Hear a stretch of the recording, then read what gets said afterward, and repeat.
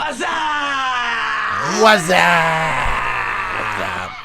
How's it going, everybody? I am Suave Beardson. Welcome to the stream, and this is part 5 of Assassin's Creed Revelations. Real quick on YouTube, if you're watching this back and want to skip ahead to the gameplay, there will be a timestamp in the description box below, along with a link to the Grim Beardson Discord where you can hang out with us all week long, get notified when we go live. It's part 5 and it's live. You can get notified when we're live, when Grim's live, when Suave's live, when YouTube videos go live, all that stuff. But let me tell you what, I'm excited to be at the end of this game. Because it's been a chore to get here. Now, when I first started this game, I had played Assassin's Creed. I started with Assassin's Creed Mirage. I did Mirage 1, 2, and Brotherhood on PC. Now, 1, 2, Brotherhood, and Revelations run like shit on PC. I don't know about 3 or any of the other ones, but I know 1, 2, and Brotherhood and Revelations all run like dog shit on PC. And so while I happened to be out shopping one day, I got me a hold of a copy of the Ezio collection for PS4 basically for free.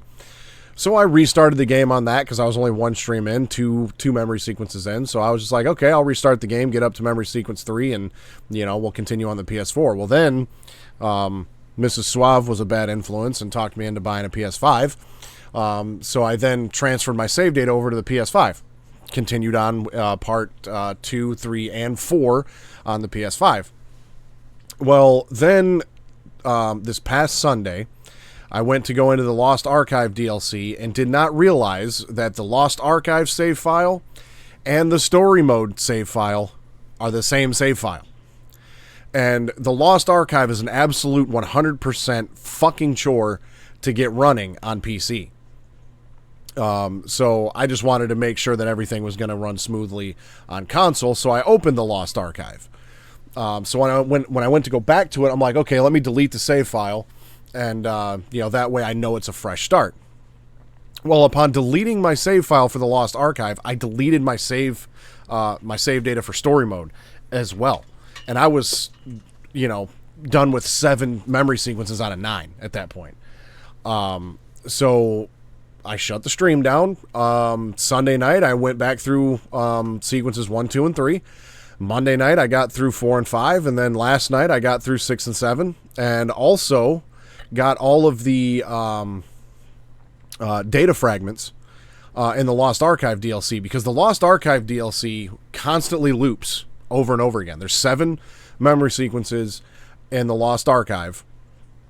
And once you finish up with 7, it just kicks you right back to number 1. And you just keep looping that over and over and over again. So in order to break the loop, and I didn't find this out until after I had done 1 through 7 already and kind of ignored the data fragments, that in order to break the loop, you have to get all 20 data fragments. So I also did that last night so we can actually break the loop on the Lost Archive and see what that ending is. So we're going to start with that. Then we're going to start with Desmond's Journey Part 5, which is the last part of that. And then we'll go in, we'll see Sequence 8 and 9. Once I finish up Sequence 9 and we get the ending to this game, there is some lore in between Assassin's Creed 1 and 2 I want to touch on. Some of it got revealed in the memory, the Masyaf keys, the memory sequence, the memory seals is what they're called. But it didn't reveal as much as I thought it did. And so I didn't want to cover any of the lore in between Assassin's Creed 1 and 2 for the sake of not giving anything away for this game, which I would have, but not as much as I thought. And then once I do that, probably during the credits, and when we wrap everything up for the night, I'm going to mute my mic, I'm going to turn everything off, I'm going to full screen my capture card, and at that point we will catch the Ezio collection. Also includes the prequel film, short film, Assassin's Creed Lineage, which is a prequel to Assassin's Creed 2, and it also includes the short film Assassin's Creed Embers, which is essentially the epilogue to Ezio's story. So once we're all done, YouTube is not going to have that because I'll just provide a link to the official, Assassin's Creed Embers YouTube video. But what I'll do here is I'll full screen the game, and if you want to hang out and catch that if you've never seen it, I'm going to be watching it anyways. It's about 30 minutes, I believe. So we can hang out. We can still chat in the chat box, but I won't have my mic going. I won't have any of this going. It'll just be that film full screen for everybody's viewing enjoyment. So yeah, let's get into this Lost Archive and see what we missed Sunday night. So let's actually break the loop. I think that's what the achievement's called, is breaking the loop. So let's break the loop. You can see the total sync is 100%. I got all the letters. I got all the data fragments. Now, the thing with, in order to break the loop, you actually do that, I think, in Memory 5. Memory 5 is the only memory of the Lost Archive DLC that does not have data fragments in it. Now, I don't have to replay all the way up to Sequence 5. I can just go right to the DNA database and go right to Memory 5, which is Bleeding Effect. Nope, it ain't that one. I think it's... maybe it's 6 then. No, not 6. Is it 4? No. Okay. Yeah, forgive me. I'm going to have to look this up.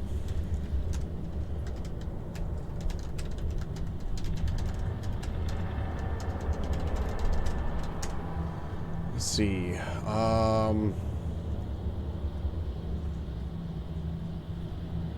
We're live! That's right. Yeah, I'm not quite as prepared today as I wanted to be.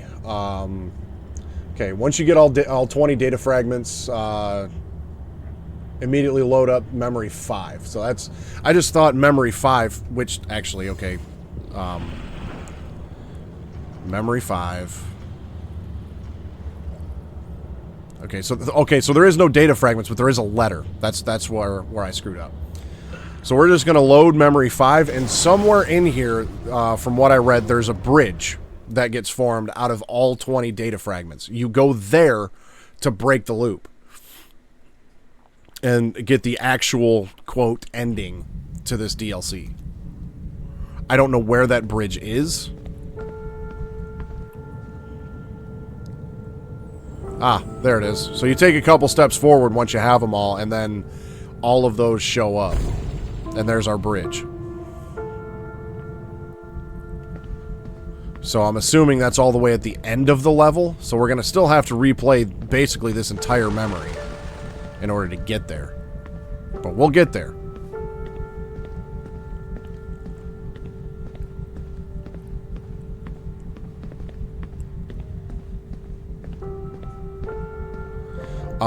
Yeah, I wasn't a huge fan of this DLC. I mean, it was nice to get a little bit more of Subject 16's story.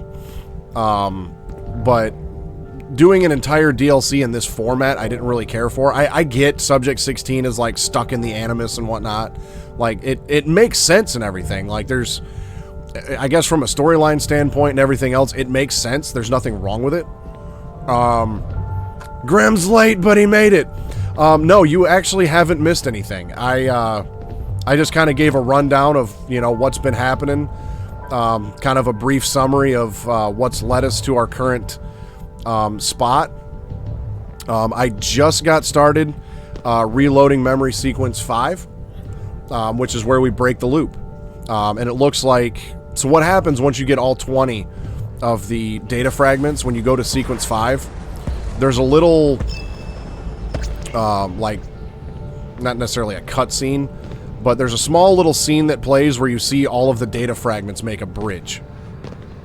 So instead of going through the same gate I went through last time, there's a different gate.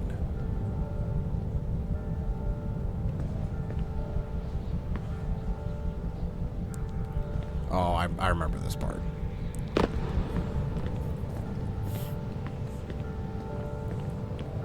Yeah, you basically just missed the intro, so you're right on time.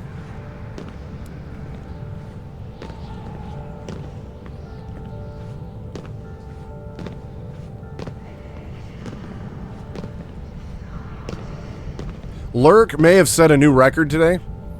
of fastest first to the stream redemption. Like, I don't even think the scene was all the way changed from my, like, opening black screen, you know, where I give it a few seconds. I don't even think if the transition was fully complete before Lurk claimed first to the stream. That might be a new record.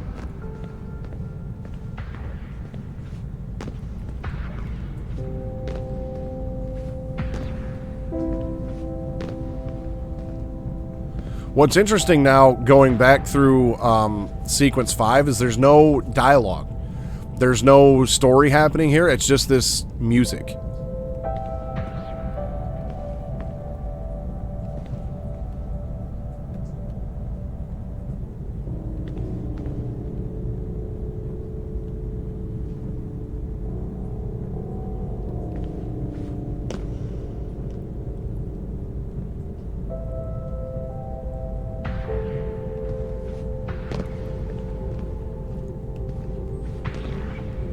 Yeah, it'd be like that sometimes.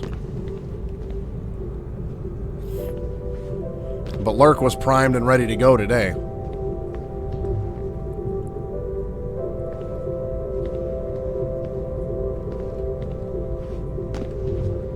Oh, I remember this section. What a pain in the ass this section was.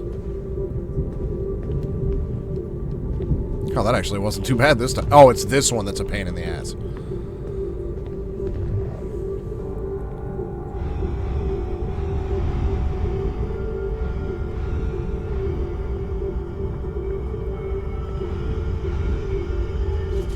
Oh, it's much slower this time.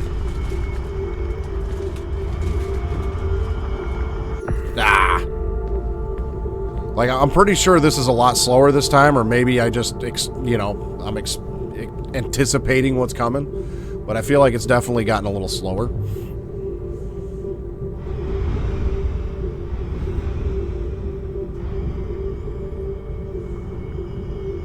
I actually debated on finishing this until I finished the main game.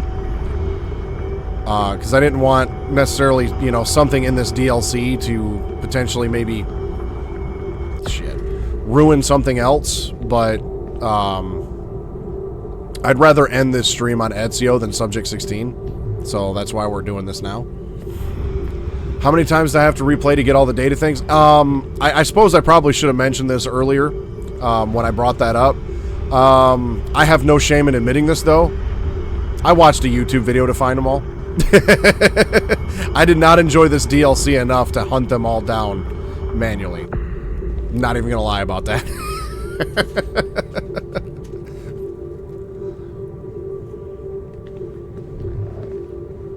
Hey, and I think... Now, mind you, in my defense, had I had an additional 3 days... I might have done it legit. You know, I might have actually tried to hunt them down without that extra help. But I had to go back through 7 damn memory sequences, okay? I think I could catch... I think I deserve a break.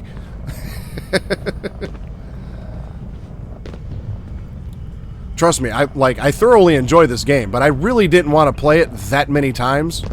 Like, I've started this one game 3 times on 3 different platforms.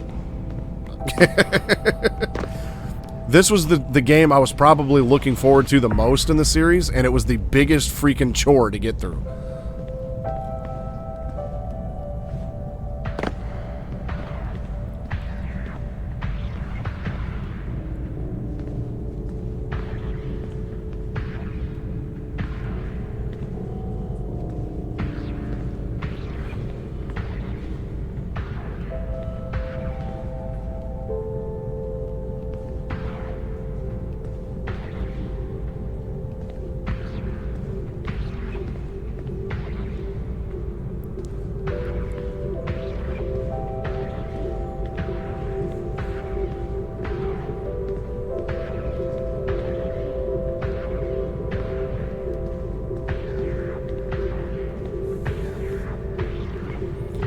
Okay, now, so this is where the level would normally end. What is legit anyway, whether it was a guide online or the strategy guides of old, you still got to do it. Yeah, that is true. I guess by legit, I mean I didn't use any cheats or anything. I'm sure on PC there's probably just a save file you could download that has them all. But so normally in sequence 5 you would go through this gate and that's where it ends. So to break the loop, now that we've got all 20 data fragments, we now can get over here. Now I didn't notice the first time I played through this if that existed off in the distance or not before I got this bridge here, but your eyes are now open.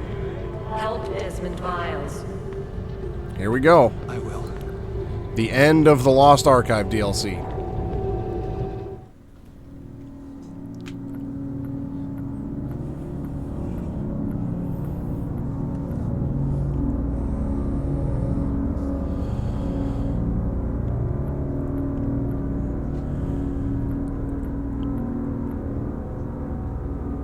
Don't worry about me. I found my place and purpose. I want you to know that what happened isn't your fault. I will always love you, and someday, I hope that you find what you're looking for.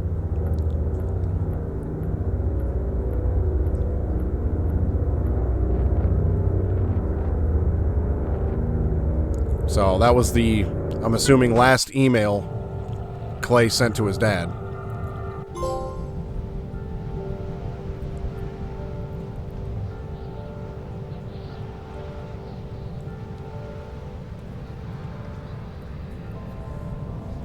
I can't do anything right here, so we just have credits. I really hope there's something after the credits, or something during these credits, because if that was it, yeah, not gonna be happy.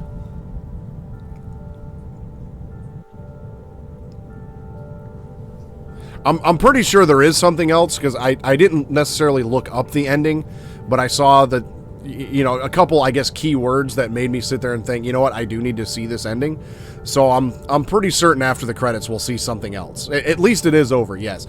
And I have to say that this will probably be the only time I play this DLC. It wasn't all that enjoyable for the amount of lore and story you get out of it. Similarly, the DLCs in Assassin's Creed Brotherhood, I also didn't particularly enjoy. They just kind of felt like filler material. But at the same time, you have to remember, these games were released in 2008 and 2009. Brotherhood in 08, Revelations in 09. So DLCs, you know, 15, you know, plus years ago weren't the same as DLCs today. DLCs today, you know, you pay 10, 15 bucks for a DLC, you get another, you know, 20, 30 hours of gameplay out of it. DLCs, you know, in the mid to late 2000s, that was a different story. A lot of DLCs were smaller, you know, stuff like this. So I suppose the DLCs in Brotherhood and this fit in with the time. But that, I guess, doesn't make them enjoyable today. It's kind of all I can say about that. Hopefully these credits don't take too long. But I didn't get a chance to write it down, so I'm going to have to do some of this off of memory. But during the actual game credits, I'll fill in some of the lore in between the memory sequences, because there is more of that. There was a novel published right around the time this game came out called Assassin's Creed: The Secret Crusade. And it tells the, from what I understand based off the, you know, summary of this book, it tells the entire life story of Altair from his birth to his death. And so there's a lot of lore in that book. Well, I don't know about a lot, but there is definitely some lore established in that book, in between what we see from the memory seals. And then there was also Assassin's Creed Bloodlines, which was a sequel to Assassin's Creed 1, released in 2009 on the PSP. That, I guess I can talk about now, because we're just waiting. But nothing that happened in Assassin's Creed Bloodlines was revealed in this game, because that's why I didn't want to fill any of it in, because I knew Revelations filled in some of the Altair gap. So I didn't know if they would touch on Bloodlines or not. So, as we saw in Assassin's Creed 1, when we went to assassinate Robert de Sable, the the Grand Pumbaa of the Templars, he had a body double, and his body double was a female named Maria. And Altair just lets her go. Well, then in Assassin's Creed 2, we get a quick, brief memory that Desmond experiences while he's outside the Animus of Altair in a romantic rendezvous with a female Templar, who we later find out is Maria. We also see Maria in, I believe, at least one or two of the memory sequences, the memory seals, in this game. So the only thing that's really notable about the Bloodline story is that Altair and Maria are still on opposite sides at the beginning of that game. But throughout that game, things change, things happen, and by the end of it, Maria flips and joins Altair and the Assassins, basically, is what happens. That game takes place very shortly after the first game on the island of Cyprus. Just another self-contained story in a different location. But that's the most notable thing, is it kind of establishes the flip of Maria from the Templars to the Assassins. So we don't see any of that. The only thing that we get out of the mainline games is we see, and you still have to kind of really pay attention to pick it up to realize that the female Templar that he meets up with in the second game was the same female Templar that was in the first game that you let go.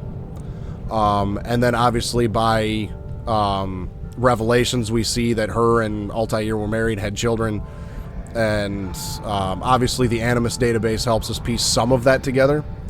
But that game actually, I mean, that's not the focal point of the story, mind you, of Assassin's Creed Bloodlines, but that's certainly where I think the bulk of Maria's story happens. But then after that, you've got the Secret Crusade. You've got the little bits and pieces you get here in Revelations, which there's still a little bit more of that we're going to see hopefully soon. Hopefully these credits don't take too awful long.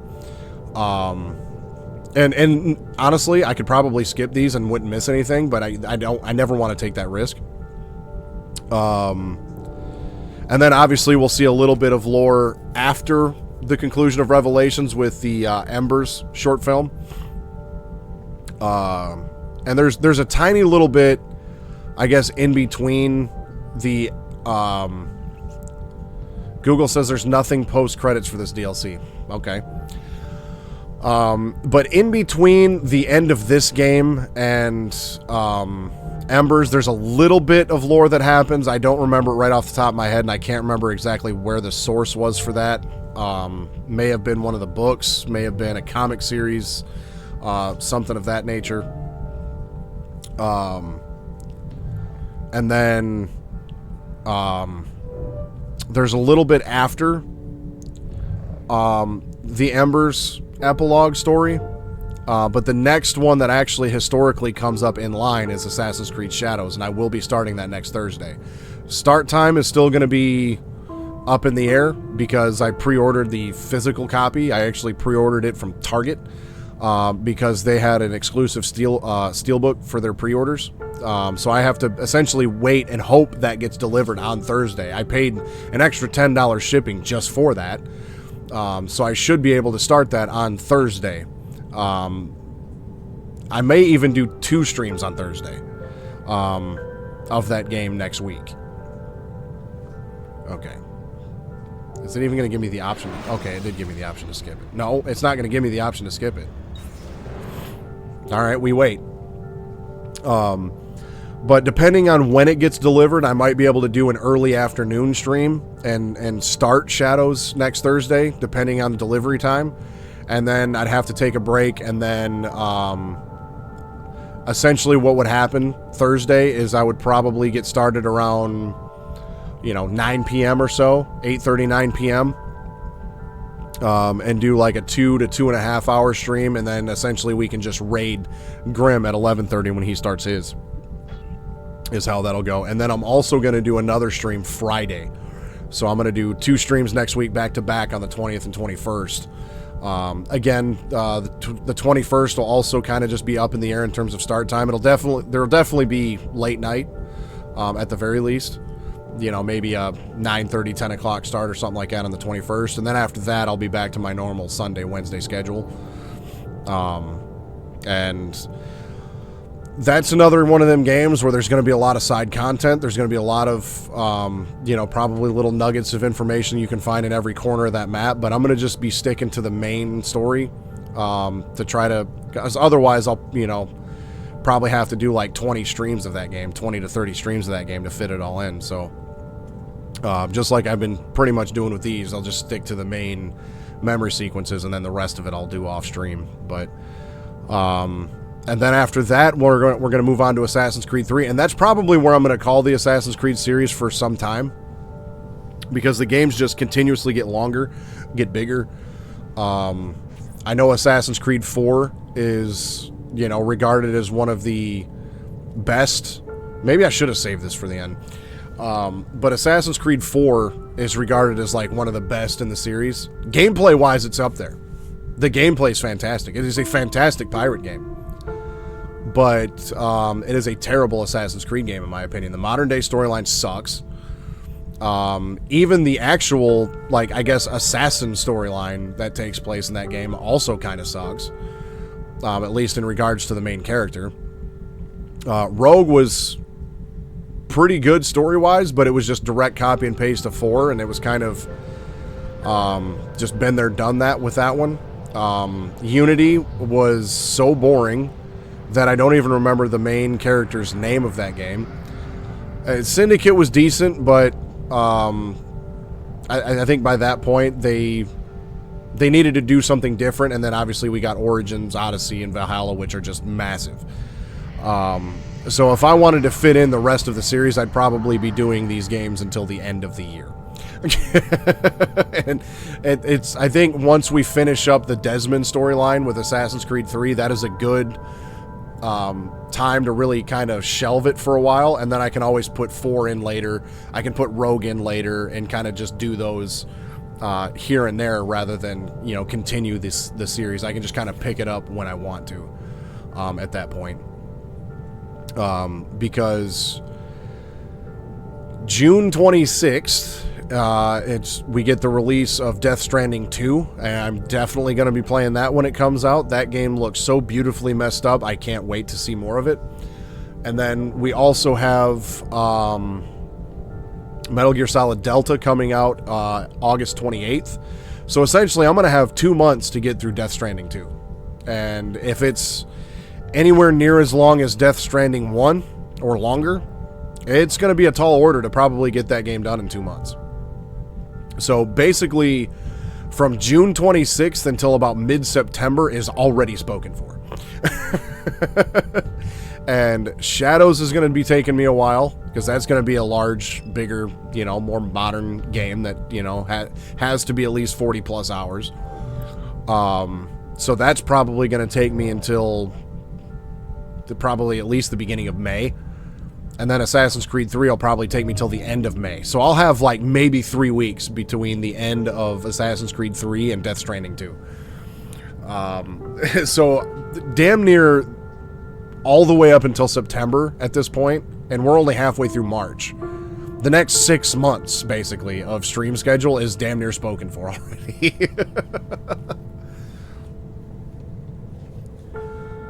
But I guess while we wait still, because I can't skip this, I just have to wait. Grim, Lurk, you guys is there any games coming out this year you guys are looking forward to? Because I know Death Stranding 2 and Metal Gear Solid Delta are definitely on my list. I don't think there's anything else on my radar at the moment that I'm really super stoked for. You know what? We are 29 minutes into the stream, and I just realized that this is almost a criminal offense. I forgot to open my day. So now that we wait, we'll open the day.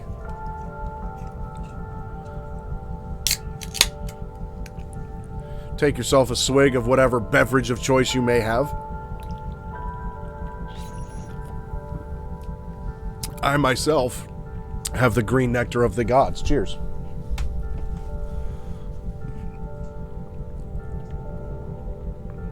I didn't think the credits would take this damn long.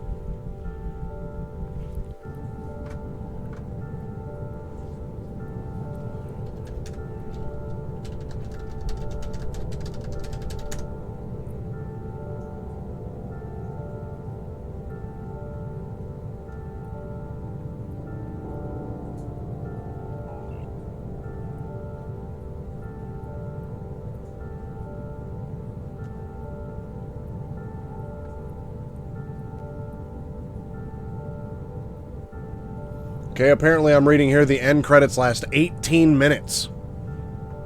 Oh boy.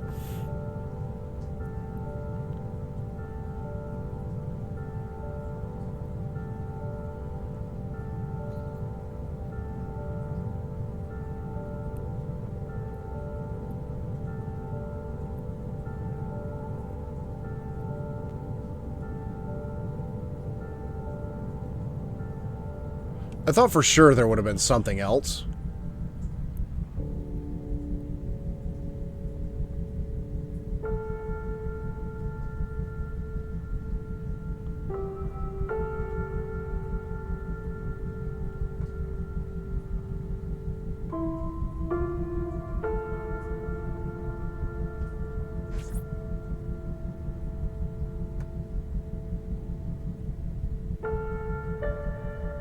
But yeah, I guess we just wait. 6-hour marathon. So Grimm's waiting on more info on Jurassic Park Survival. Wreckfest 2, yeah, that's supposed to come out. I think at some point this month is when it's supposed to come out for early access on PC.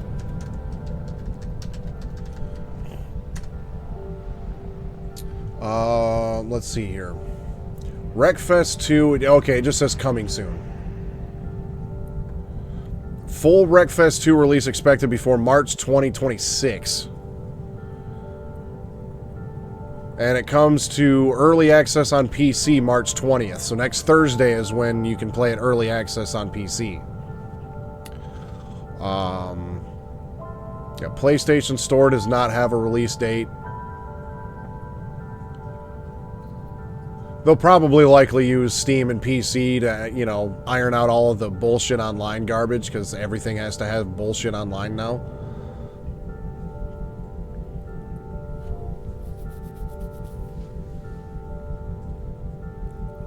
But yeah, I thought for sure there was something else. Because if I'd have known that, I wouldn't have wasted the time on this.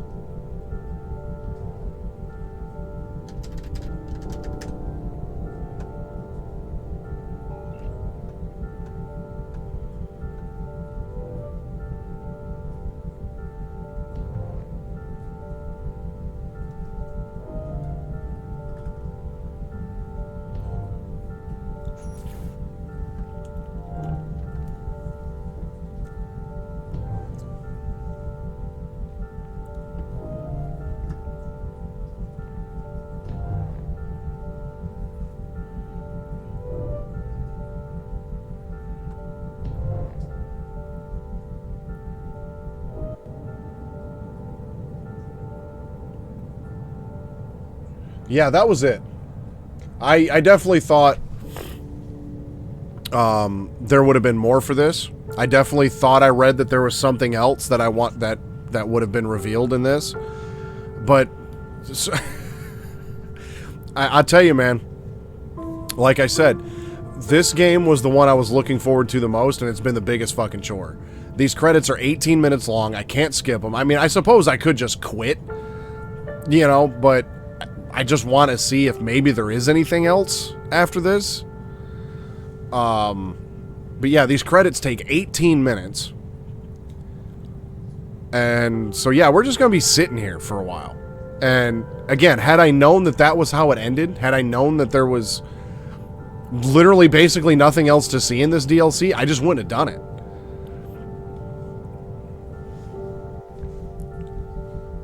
I don't know, maybe I'll get an achievement for sitting through the credits. Gotta have all the achievements. Oh, dude, like, it is pretty wild that the credits are this long for this DLC, but once I finished, I think it was the Dawn of Ragnarok DLC for Assassin's Creed Valhalla. Again, I hate skipping credits because I'm always worried I'm going to miss something at the end of the credits if I do that. I can't name any specific instance where that's actually happened. But I sat through the credits of sat through the ending credits of that DLC. 45 minutes I sat there at the end of the Dawn of Ragnarok DLC waiting for the credits to finish to see if there was anything else after it. Nothing. 45 fucking minutes I waited.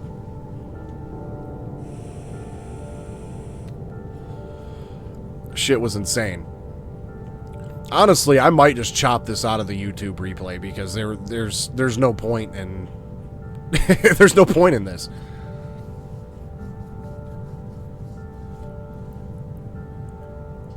So I guess we're just gonna have a chat for a little while.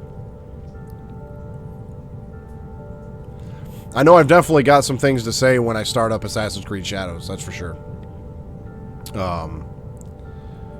Like, I get it, Ubisoft is not the, greatest company in the world.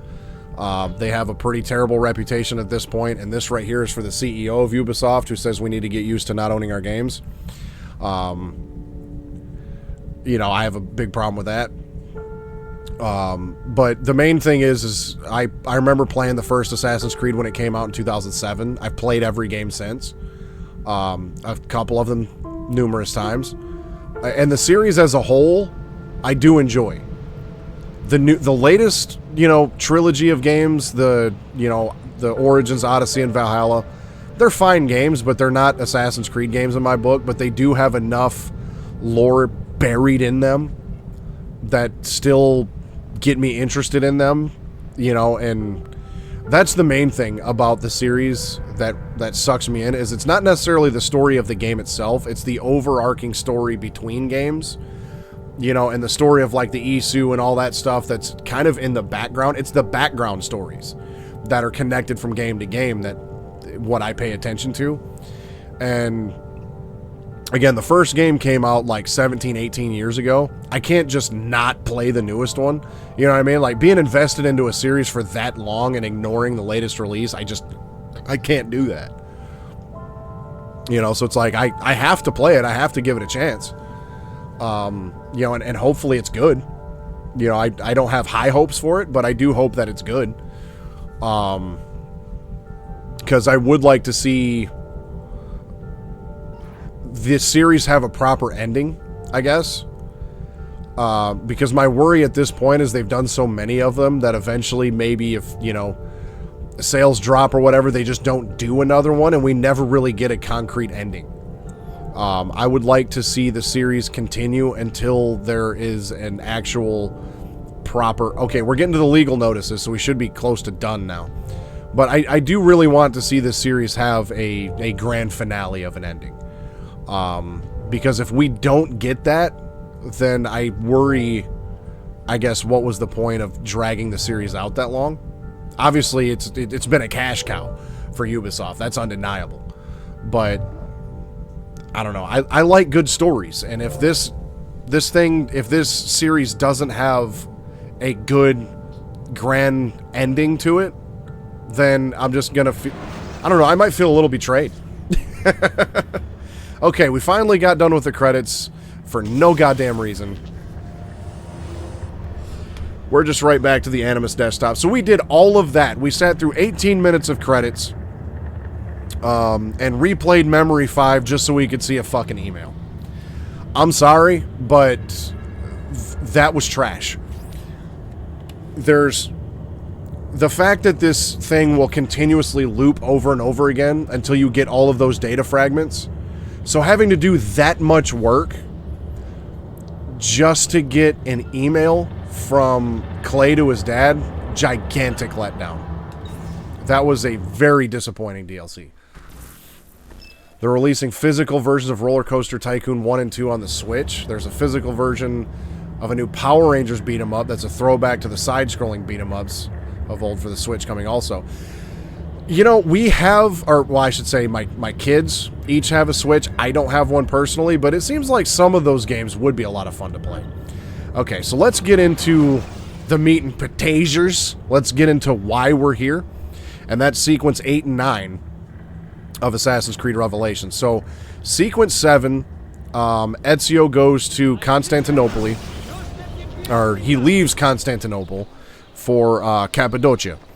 It's there he confronts Manuel Paleologos, gets the 5th Masyaf key, and relives the final memory of Altair, where it's revealed that he talked to, and was visited by Niccolo and Maffeo Polo. He gave them his codex and the 5 memory seals. And he said, Niccolo asked him who they were for, and he said, I wish I knew who they were for. I wish I knew who these messages were for. So we got some foreshadowing there. And then he also said a line that I want you to remember. Altair told, I believe it was his son, Darim, that he wished he had the humility to admit that he had seen enough for one life and had done his part. But that fighting for the truth is an honorable cause. That's not a direct, one-to-one quote. But that was like basically the main lesson of that particular memory was Altair kind of seemed like he regretted, basically staring into that apple for nearly 70 years. Because he got it when he was in his 20s, I think. And in that last memory, he was 92. So he's held on to that apple for over 50 years and learned as much as he could from it and could never bring himself to, just admit that, hey, I've done my part. That's enough for one lifetime. I should have moved on a long time ago. But he still believes that the work that he did was honorable. Fighting for the truth and all that kind of stuff was still a good cause. So he doesn't necessarily regret that, but it seemed like there was an ounce of regret that he couldn't pull himself away from it. And then we also learned that I think it was Prince Ahmet basically told Ezio that now and revealed that Sophia is now in danger. So we're right outside her bookshop here, and it's not looking good that we have assassins outside of her bookshop, because he asked Yusuf to take care of Sophia. Prince Ahmed has threatened to harm Sophia, find and protect her. If attacked, kill 5 guards in close combat without getting hit for full synchronization. There's only 3 memories in sequence 8.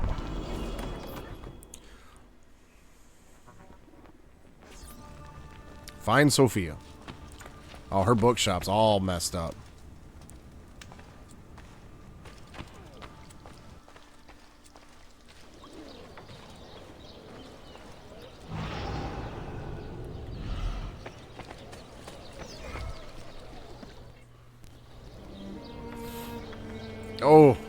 Oh no.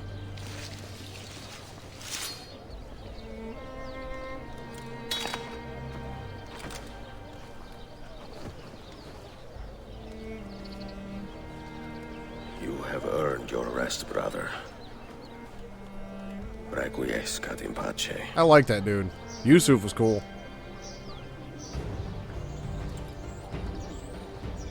Listen to that music though. Shit's about to get serious. Brothers, sisters, the whole city rises against us, while Yusuf's murderer waits and watches from the arsenal, laughing.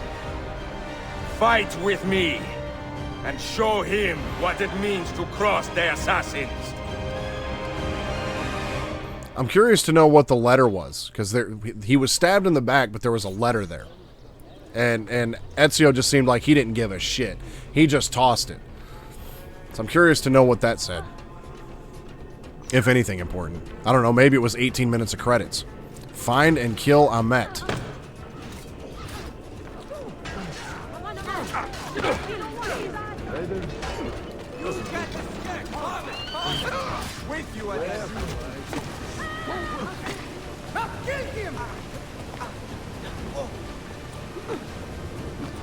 Now! Kill him! Go! I won't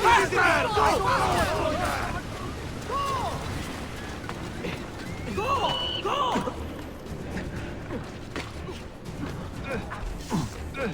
Cabinet engaged. The defeats are far beyond your grasp. You suppose the next Sultan would be an easy kill? You have been a thorn in my side long enough, assassin. You suppose the next Sultan would be an easy kill? You have been a thorn in my side long enough, assassin. You suppose the next Sultan would be an easy kill?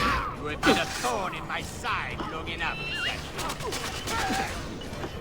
You suppose the next Sultan would be an easy kill? You have been a thorn in my side long enough, assassin. There! Get him! Your time has come, assassin. You suppose the next would be an easy kill? Where is she? Such fury. Where is she? If you think you are in a position to negotiate, kill me and be done with it. I am sorry it had to come to this. Two men who should be friends, quarreling over the keys to a library. We both strive for the same end, Ezio. Only our methods differ. Do you not see that? Peace, stability, a world where men live without fear. People desire the truth, yes. But even when they have it, they refuse to look. How do we fight this kind of ignorance? Liberty can be messy, Ahmed, but it is priceless. Of course. And when things fall apart, and the lights of civilization dim, Ezio Auditore can stand above the darkness and say proudly, I stayed true to my creed. I will open that library, and I will find the Grand Temple. And with the power that is hidden there, I will destroy the superstitions that keep men divided. Not in this life, Ahmed. Bring the seals to Galata Tower when you are ready. Do this, and Sophia will be spared. The 5 keys in exchange for Sophia. My brother's army will be here soon, Ezio. After that, everything changes.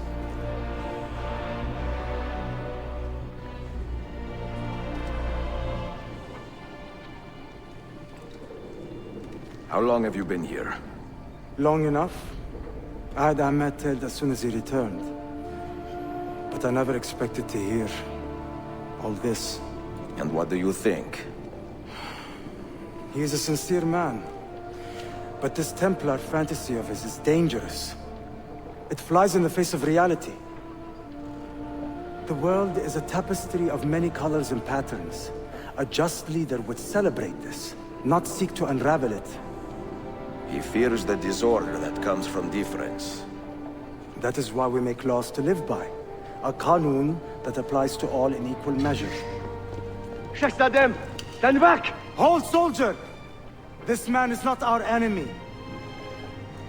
What a challenge it would be to have a son like you. You are not dead yet, old friend. Ezio, spare my uncle if you can. Would your father? No. That's all he needed to know. All right, then. So, the 5 keys in exchange for Sophia. Damn. Let's see, it looks like our closest tunnel entrance is to the northeast.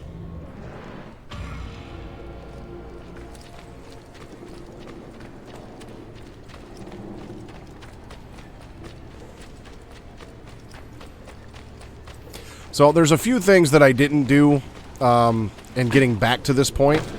One of which, there's a couple like Templar towers that I didn't do. You know, there's a few shops I didn't reopen and renovate. You know, I didn't do everything the same. I mainly just powered through all of the, you know, main memories to get back to Sequence 7 because that was all that was really important.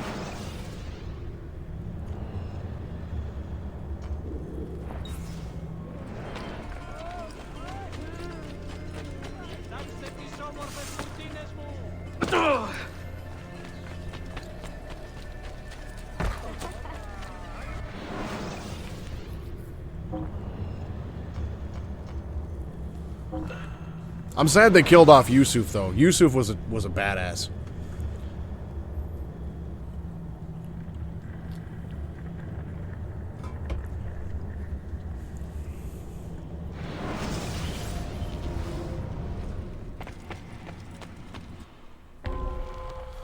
Collect the Masyaf keys and deliver them to Ahmet to save Sophia. Rescue Sophia before she loses 50% health for full synchronization.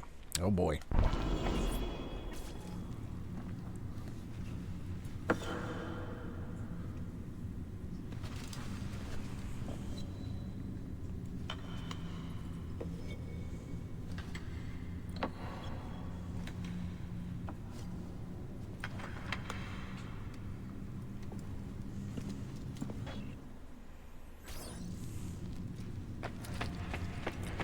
Find your fellow assassins to ensure your safety during the exchange.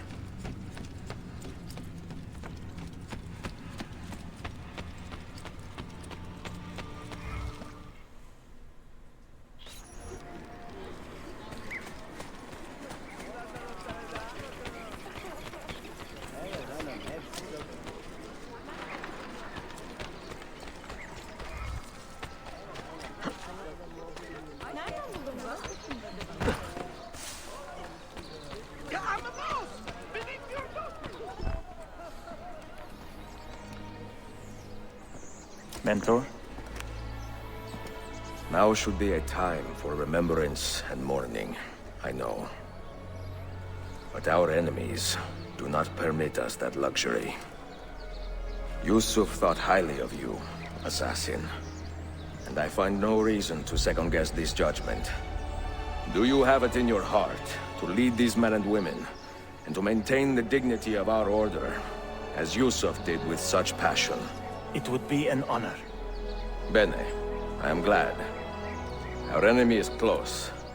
Take positions around the tower, and wait for my command.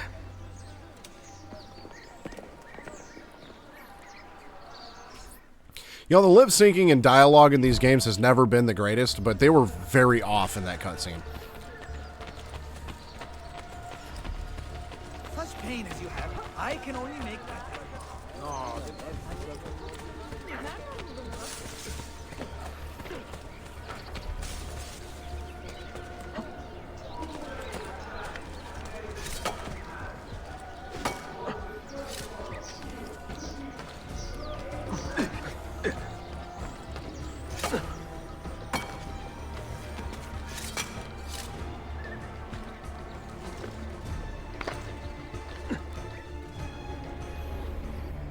Where is she? I admire you, Ezio. But your bloodlust makes it hard to call you a friend. Bloodlust. A strange insult from the man who ordered an attack on his own nephew. He was to be kidnapped, Ezio, not killed. I see. Kidnapped by the Byzantines, so that his uncle could rescue him and be heralded a hero. More or less. Now, the keys. I don't think so, big fella. First, the girl. She's all yours. Sophia! Tell your men to back off.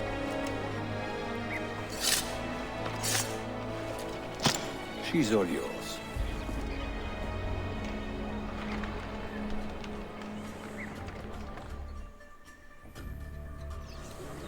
You are not allowed up here.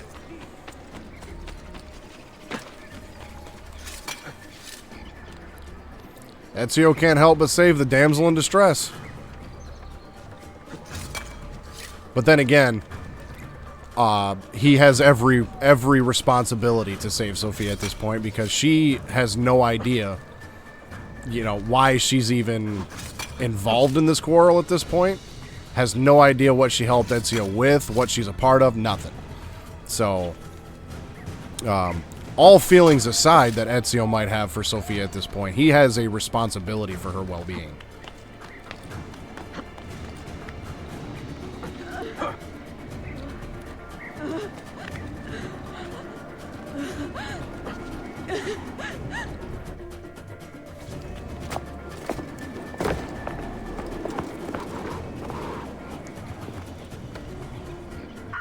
Dannazione! Teşekkürler efendim. Çok teşekkürler. Oh, shit. I'm glad I restocked on parachutes. Well, it looks like it gave me more of them anyways.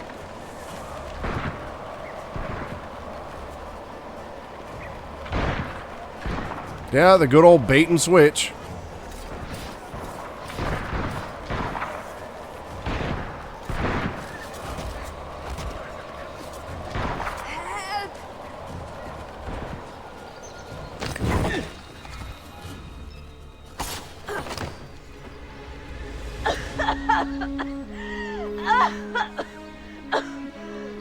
Are you hurt? She was just hanging from a tree. I'm sure she's hurt in some regard. Not hurt, but very confused. I did not mean to drag you into this. I'm sorry. You're not responsible for the actions of other men. All this will be over soon, but I need to recover what they have taken. I do not understand what is happening. Ezio, who are these men? Run!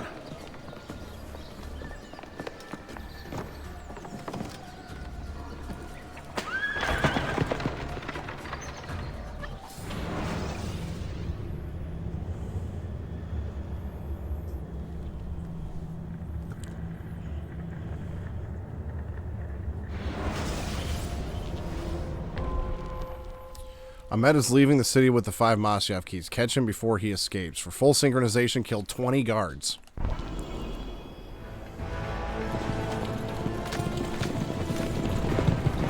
We are close. Keep steady. Well, well. You have come to see me off. I mean, I would have gotten Sophia somewhere safe first.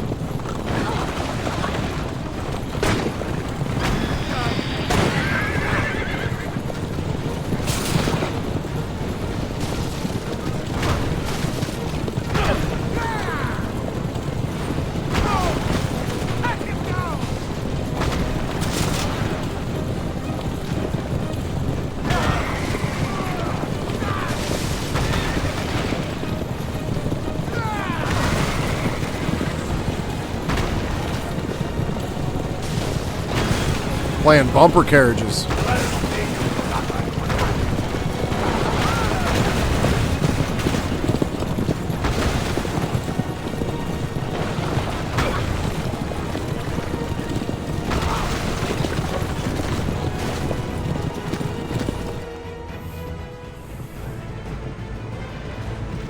Hold on! Hang on, Sophia! Look out! Ezio!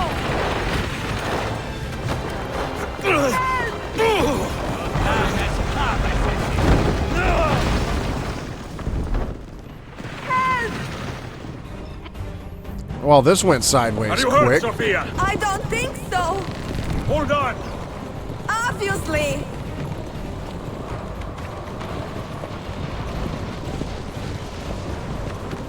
Oh no!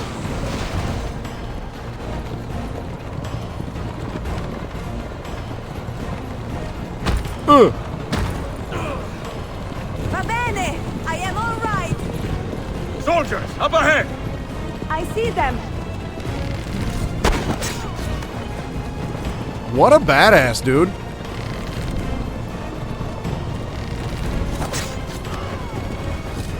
Dude sitting there parasailing while shanking dudes in the neck.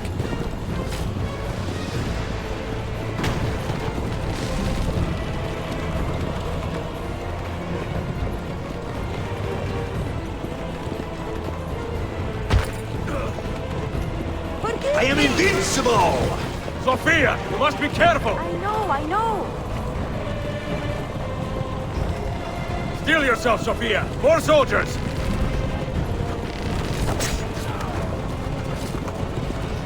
I mean, at that point, why wouldn't you just get off the little sail thing and just drop on a horse? That's the one thing I don't quite understand.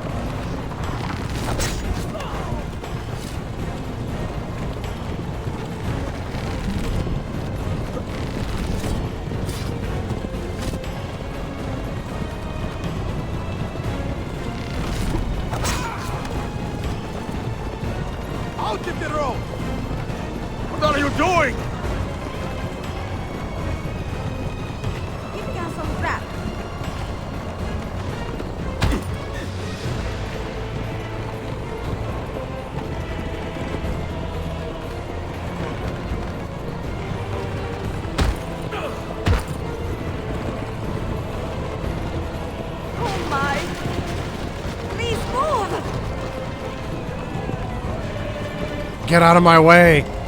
I'm getting speed vibes from this for some reason.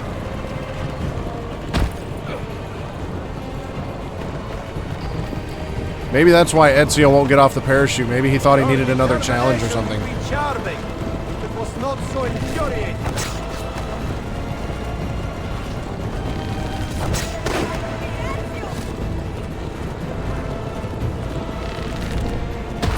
Ugh.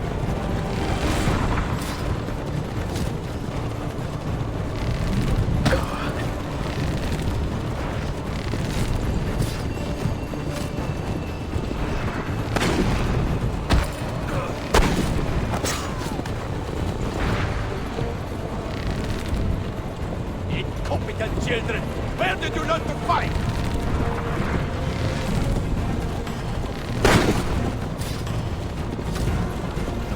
Can't get on one of those horses right now. They're kind of in motion. Yeah.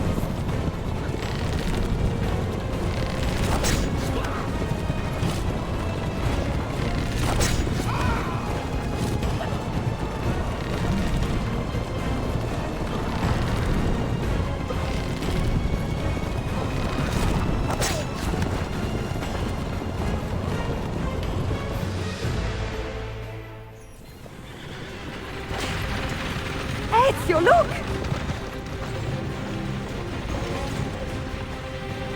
You have been a thorn in my side long enough. Ah! Go, Ezio, I'm fine!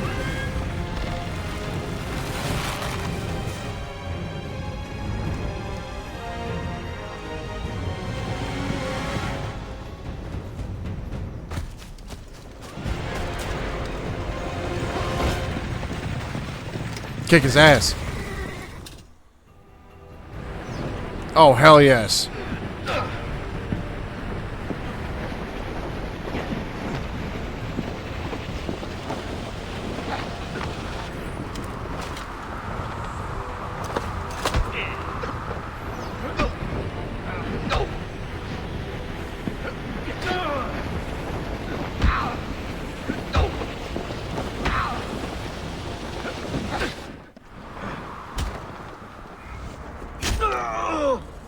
Well, I guess I didn't do that right.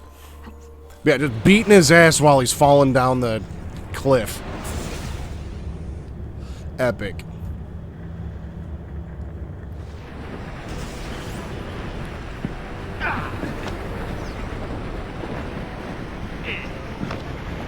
I was expecting to be able to punch him here. Now I can punch him.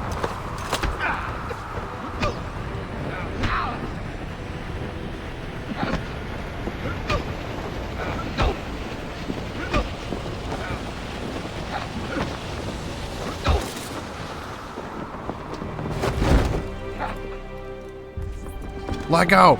Let go!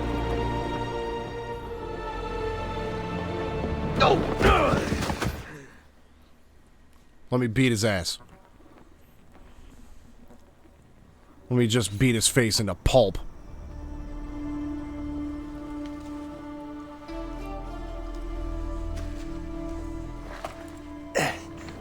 So what now, Ezio? How does this end? I am wondering that myself.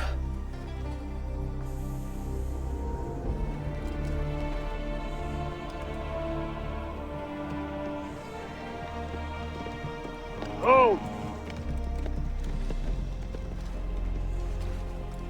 Soldiers!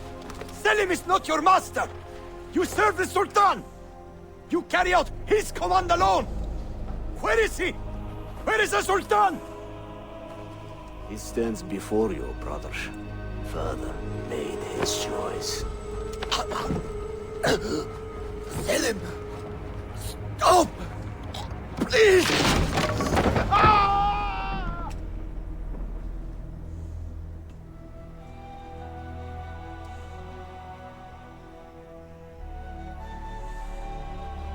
So, you are the assassin. Ezio Auditore. I really wanted to be the one to kill him. I am Selim, Suleiman's father. He speaks quite highly of you. He is a remarkable boy with a magnificent mind. Were it not for his endorsement, I would have you killed where you stand. Leave this place. Do not return.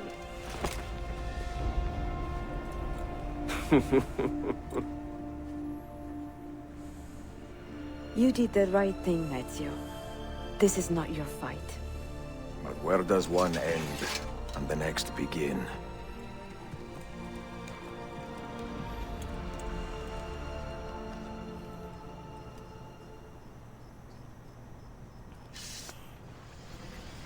Well, alright, that was Sequence 8.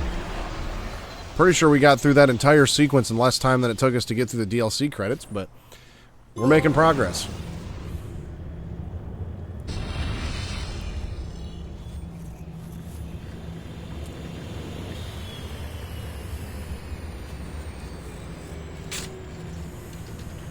Bill, good to see you. Listen, we've got a customs officer waiting to talk to everyone. I hope you have something for us. Absolutely. Passports and papers for everyone. Ah, brilliant. So I'm what? A neurosurgeon now, am I? You're a medical team from SUNY Upstate. Just back from Rome with your patient. Experimental gene therapy. Good work. Let's get this over with. Wait, look! This is crazy! What's wrong? I'm not sure, but Desmond's brain is lighting up like a string of firecrackers.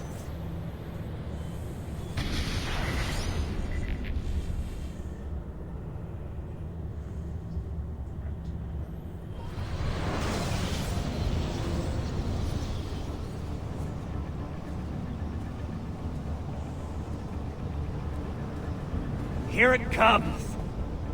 What is that? What's going on? This is the end, Desmond. Scheduled for deletion. What are you doing? What is a man but the sum of his memories? We are the stories we live, the tales we tell ourselves. Don't do this. I'm saving you, idiot! Go! Go!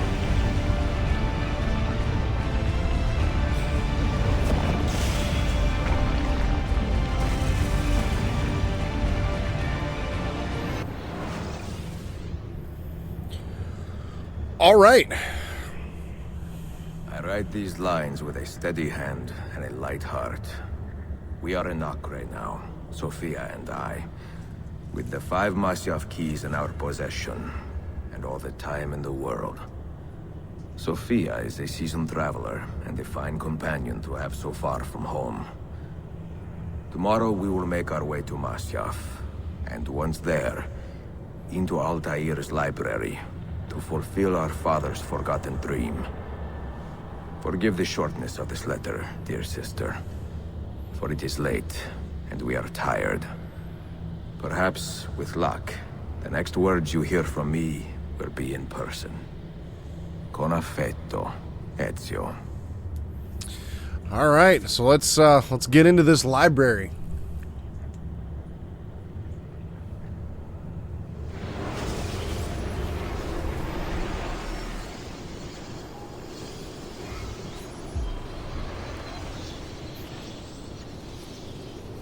So now we're back in Masyaf. I learned a thing or two about Masyaf that I'll share during the credits. Ezio and Sophia have arrived at Masyaf after many weeks of travel. Time to open the library. This way. Now, is there only this one sequence? Okay, there's 3. Such a climb. I like how Sophia Così accompanied bello him, though. qui. This is where your order began? It began thousands of years ago, but here it was reborn.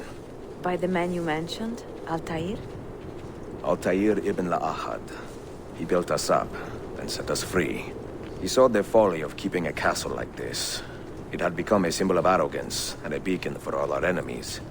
And the mandate for menacing hoods? Was that his idea as well? You mentioned a creed before. What is it? Nothing is true. Everything is permitted. That is rather cynical. It would be if it were doctrine, but it is merely an observation of the nature of reality. To say that nothing is true is to realize that the foundations of society are fragile, and that we must be the shepherds of our own civilization. To say that everything is permitted is to understand that we are the architects of our actions, and that we must live with their consequences, whether glorious or tragic. So we finally got an explanation for that. Decision to live as an assassin for so long? I do not remember making that decision. This life, it chose me. For 3 decades, I have served the memory of my father and my brothers, and fought for those who have suffered the pain of injustice.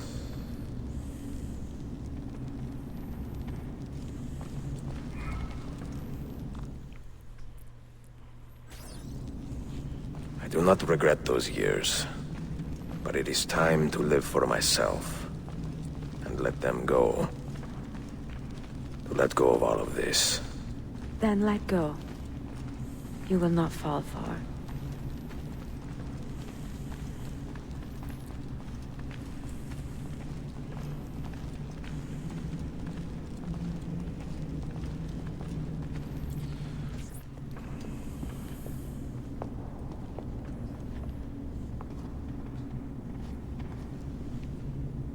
The end of the road.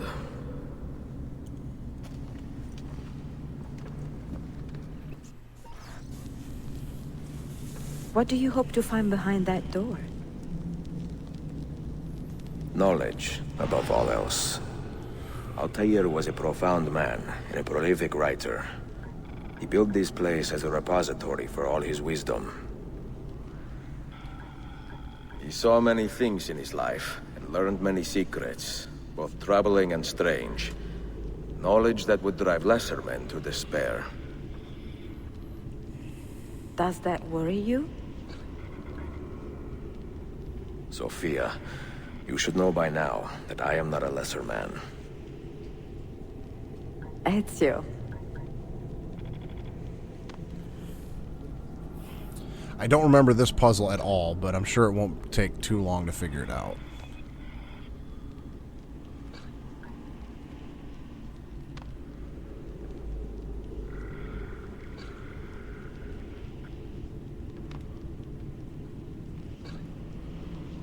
Oh, nope.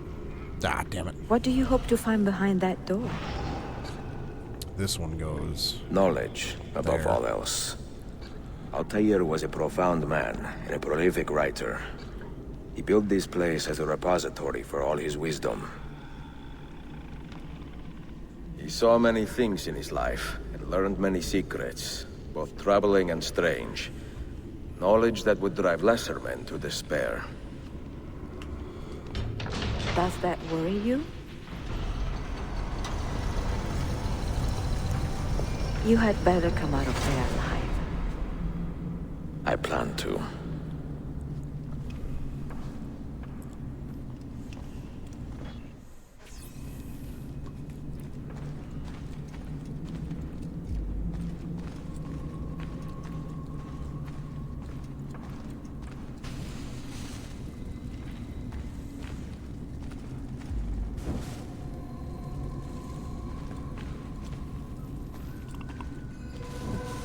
I still remember the first time I beat this game and got to this point. Boy, howdy, was it something.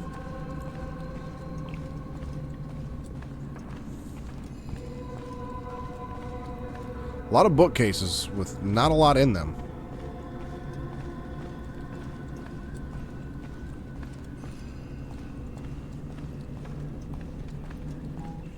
No books. No wisdom. Just you, fratello mio.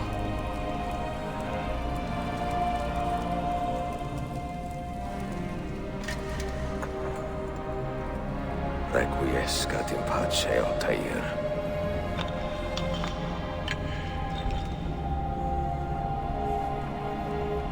That right there is thumbnail material.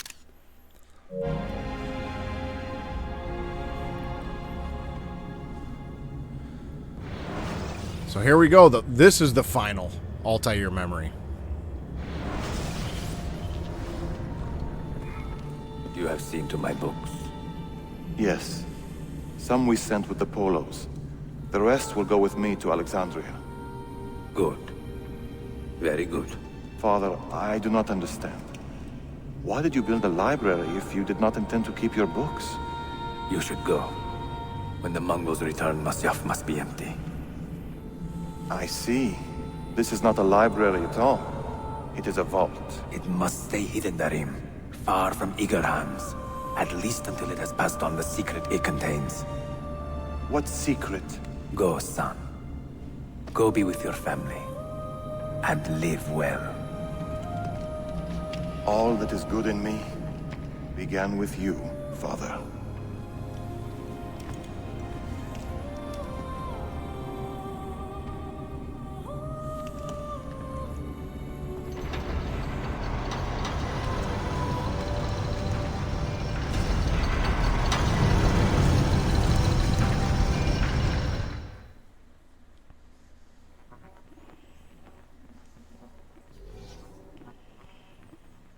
In much wisdom is much grief, and he that increaseth knowledge increaseth sorrow. Okay, that is. What do you see? It's a really nice detail. Visions and messages of ones who came before, of their rise and their fall. I really like the symbology in this. But what happens to us, Altair? To our family? What does the apple say? Who were the ones who came before? What brought them here? How long ago? Get rid of that thing! This is my duty, Maria.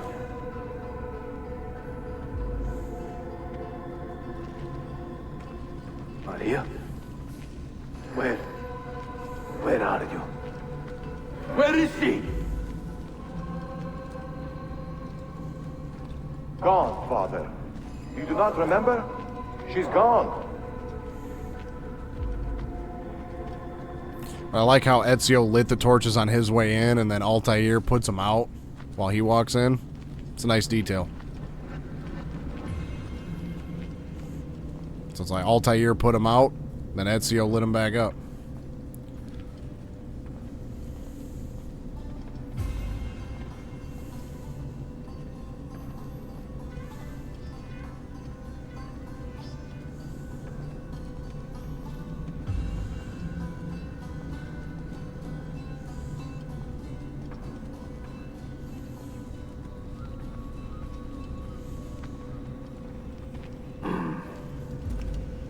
If you are asked, say I sent the apple away. Tell them I sent it to Cyprus or Cipango, or that I dropped it into the sea. Tell them anything to keep men away from this place. This apple must not be found. Not until the time is right.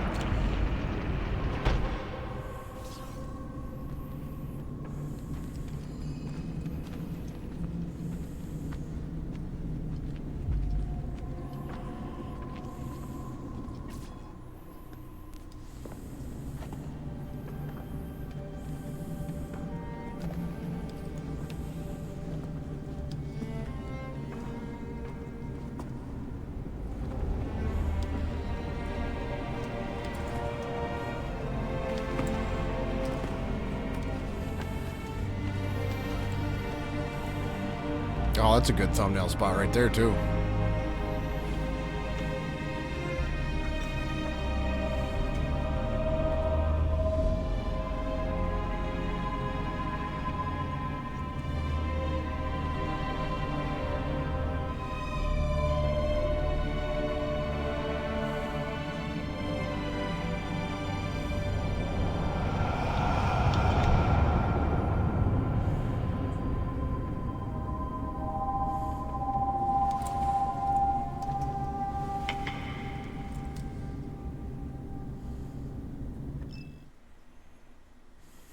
Oh yeah, that was fantastic.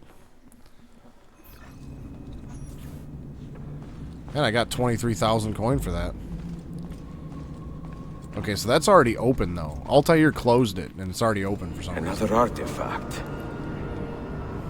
No. You will stay here. I have seen enough for one life.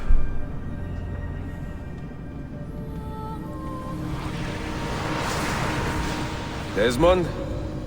He's talking to me? I heard your name once before, Desmond. A long time ago. And now it lingers in my mind, like an image from an old dream. I do not know where you are, or by what means you can hear me. But I know you are listening.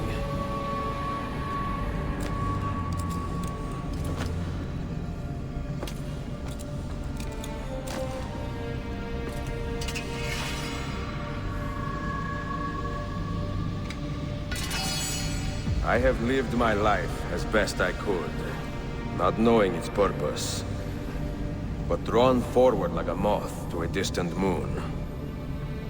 And here at last, I discover a strange truth. That I am only a conduit for a message that eludes my understanding. Who are we, who have been so blessed, to share our stories like this? Speak across centuries. Maybe you will answer all the questions I have asked. Maybe you will be the one to make all this suffering worth something in the end. Now, listen.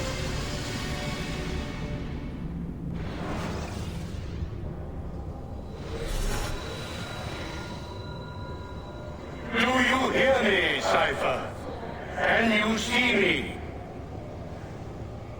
Ah, there you are. Good. A strange place, this nexus of time. I am not used to the calculations. That has always been Minerva's domain. I see you still have many questions. Who were we? What became of us? What do we desire of you? You will have your answers. Only listen, and I will tell you how. Both before the end and after, we sought to save the world. We built vaults within which to work, each dedicated to a different method of salvation. They were placed underground to avoid the war which raged above, and also as a precaution should we fail in our efforts. Each vault's knowledge was transmitted to a single place.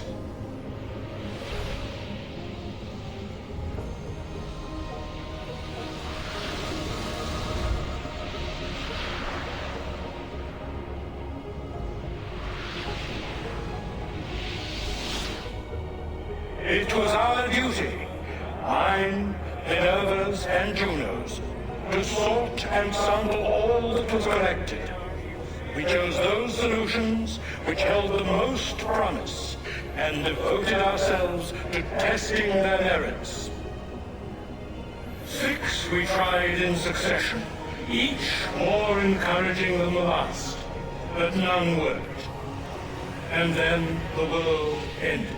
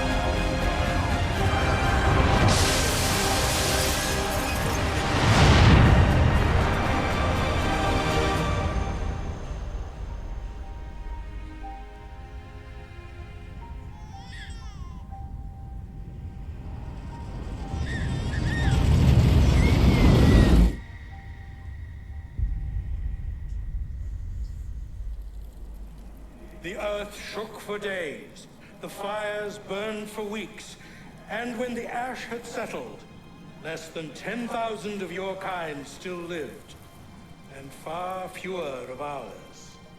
But we carried on, together, to rebuild, to renew. Listen, you must go there, to the place where we labored and lost. Take my words, pass them from your head into your hands. That is how you will open the way. But be warned, much still remains in flux, and I do not know how things will end, either in my time or yours.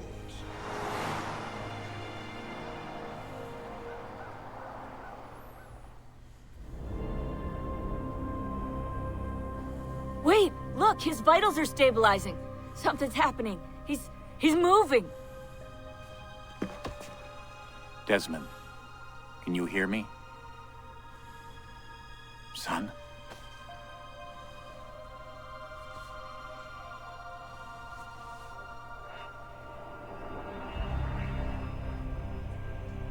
I know what we need to do.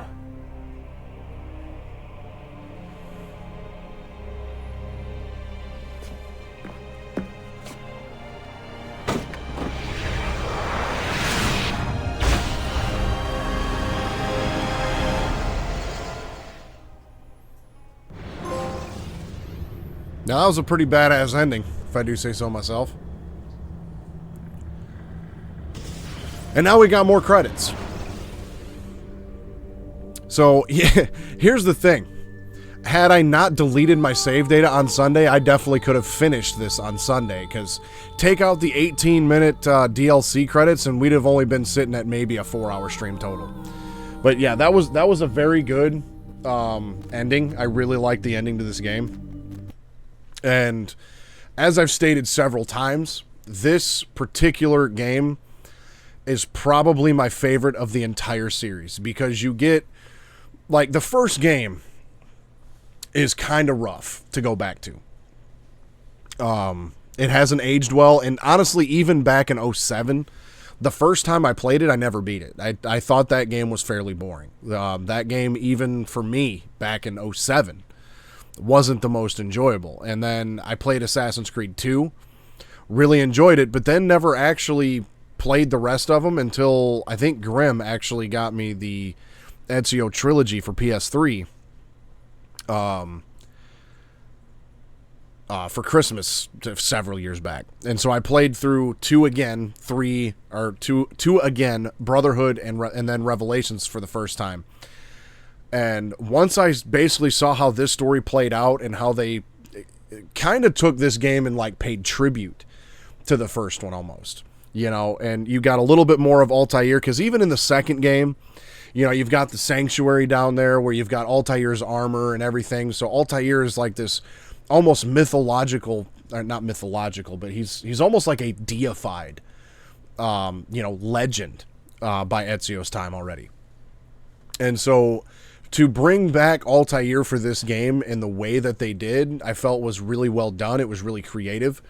You know, the whole thing with Desmond being in a coma and having to... Desmond being in a coma, you know, having to basically see everything Ezio had to show him. And therefore, you know, learning some of the lessons that Ezio learned from Altair through Ezio. It was a really cool concept, and they fucking nailed it. This whole game was just extremely well done, minus that DLC. And I just really appreciated what they did with this story. Again, there earlier in the stream, because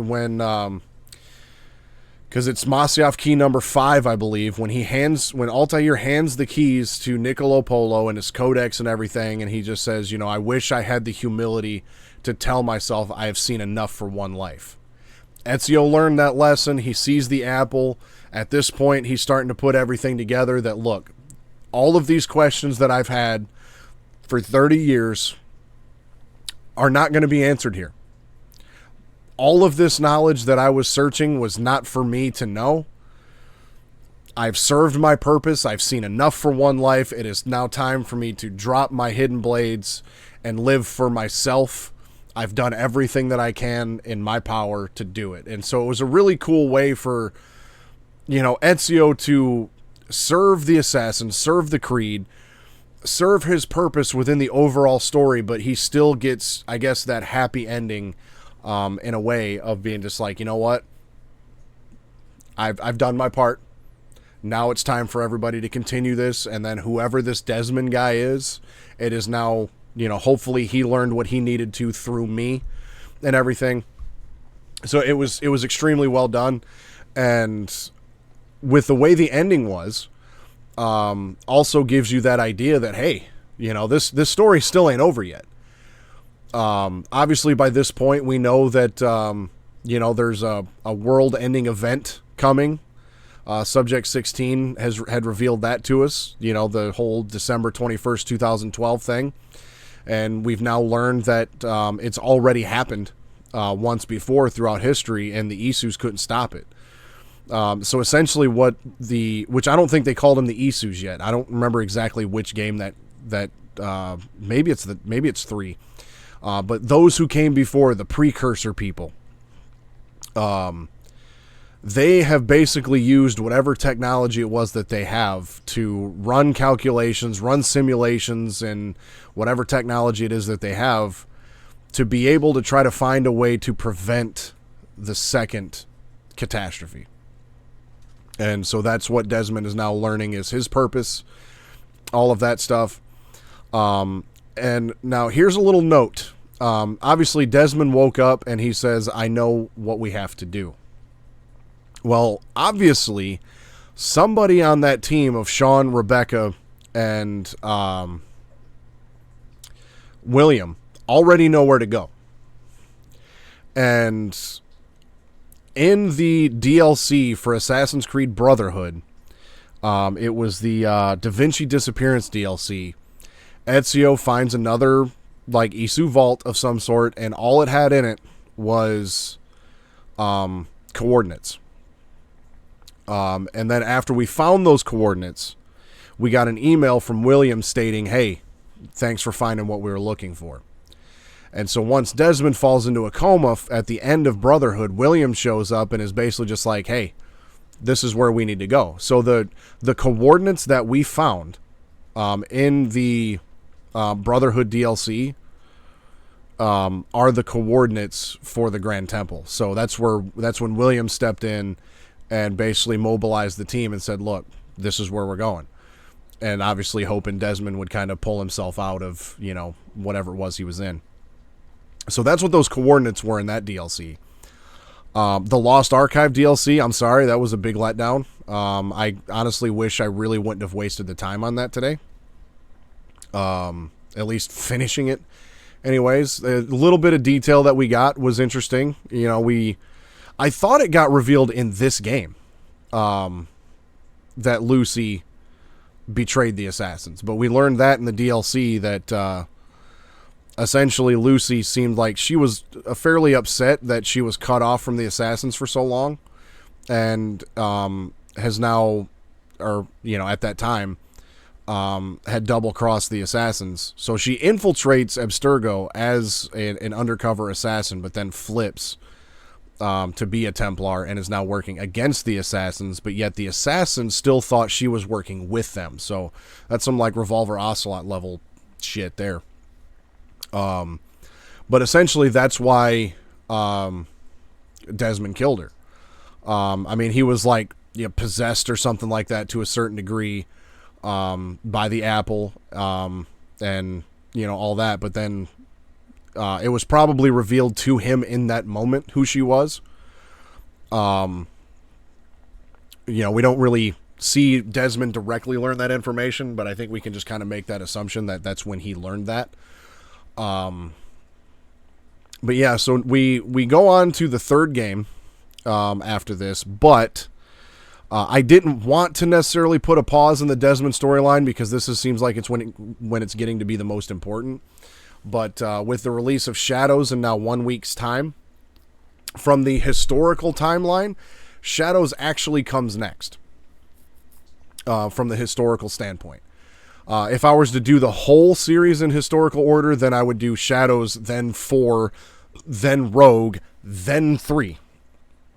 So the timeline gets a little messy in that regard. We're going to bounce around a little bit, but the main reason I want to get to Shadows before I play the third game, number one, it kind of just happened that way. I started playing the Assassin's Creed series again on stream in December, and I started playing Mirage. It was the only one I hadn't played yet. It was shorter, and I was looking forward to that one. And so we started with Mirage, and then we filled in some lore gap, which Valhalla takes place after Mirage, but we kind of did a quick summary of that, and then went on to 1, 2, Brotherhood, and now Revelations in order. And when I started this playthrough, I didn't know when Shadows was going to come out. And at that time, I also was debating on, I was waiting for the system specs to come out and everything to see if my PC would handle it and all that stuff. There was a lot going on with that. But I honestly didn't plan on putting Shadows after Revelations. I really didn't. And then it was announced partway through February that they were delaying the game again, or maybe it was partway through January that they were delaying it again to March 20th. And I started looking at the calendar of where I was expecting to finish up certain games in the series. And I'm like, damn, I can actually fit, the rest of the Ezio trilogy in before Shadows drops, and Shadows just happens to take place historically shortly after Revelation. So it kind of works to do it that way. But the other reason I want to play Shadows next and not jump into 3 on Sunday, if I started 3 Sunday, I would get 2 streams in before the release. I don't want to pause in the middle of that game, and I also don't want to put off starting Shadows for one main reason. I talked about this a little bit earlier in the stream. Ubisoft doesn't have a great reputation. There's a lot of bad things happening with Ubisoft at the moment, and some of it rightfully so. But I think a lot of the shit that's been getting piled on Shadows is completely ridiculous. And I want to be able to experience that game before a lot of it gets spoiled for me, or before, people start coming out in droves saying the game sucks because, this didn't actually, this person wasn't an actual historical, that Yasuki wasn't an actual historical samurai and this, that, and the other. And it's like, well, Ezio didn't actually sneak into the Vatican and beat the shit out of the Pope in Assassin's Creed 2. Like, this game is inspired by historical events. It's not based on historical events. Those are 2 completely different statements. For instance, like I said, I learned something about Masyaf recently. Masyaf is an actual historical place that you can go to. And there's ruins of this, castle fortress in Masyaf. It's a real thing. And basically in the Assassin's Creed lore, the last game historically that features the hidden ones is Valhalla. Y'all are gonna have to forgive me for a minute. I didn't want to do this, but my dog's back there. He needs to go outside something fierce. So I have to take him out. I can't let him sit there anymore.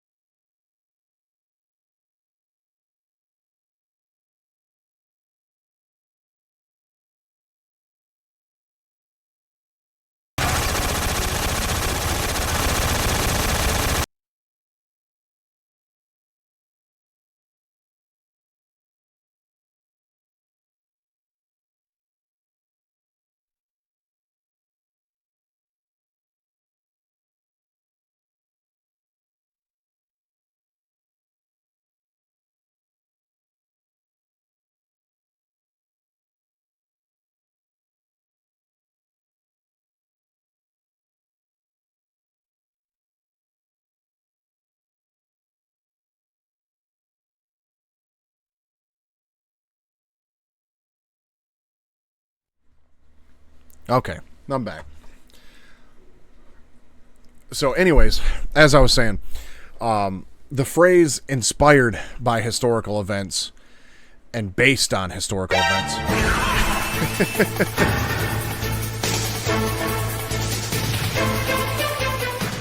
means two different things.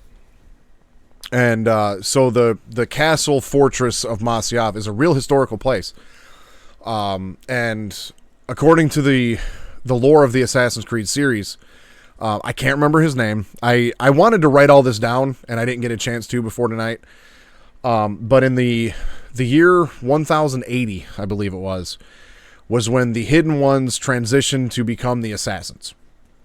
And so this happened in the Middle East, and there's actually a historical group known as the Order of the Assassins, an actual group that fought in, the Third Crusades, in Jerusalem and Acre and, stuff like that. And one of the other actual historical places was in Alamut.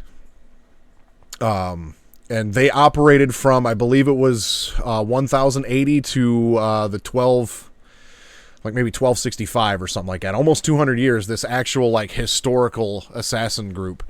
Actually, I don't know why I did air quotes, because it's an actual historical group you can read about. And that's what the first Assassin's Creed game was actually based on. So there's a lot of history that even the beginning of the series is based off of, and obviously by the time you get to Assassin's Creed 2, it takes place in the mid-1400s, the actual historical Assassin Order is long gone. And so we also saw in Assassin's Creed 2 in the Sanctuary, there was a Mongolian assassin by the name of Kulan Gal, I think was his name. He was credited as shooting Genghis Khan's horse with an arrow, and therefore basically being credited as with the assassination of Genghis Khan.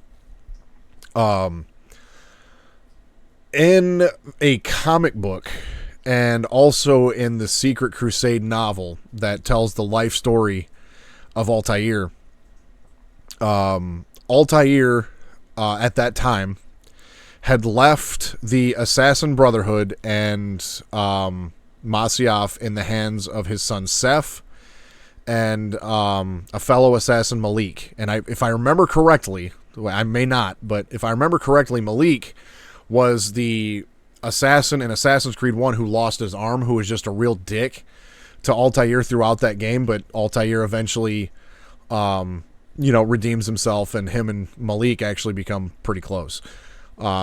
It might not be the same guy. I can't remember his name right off the top of my head.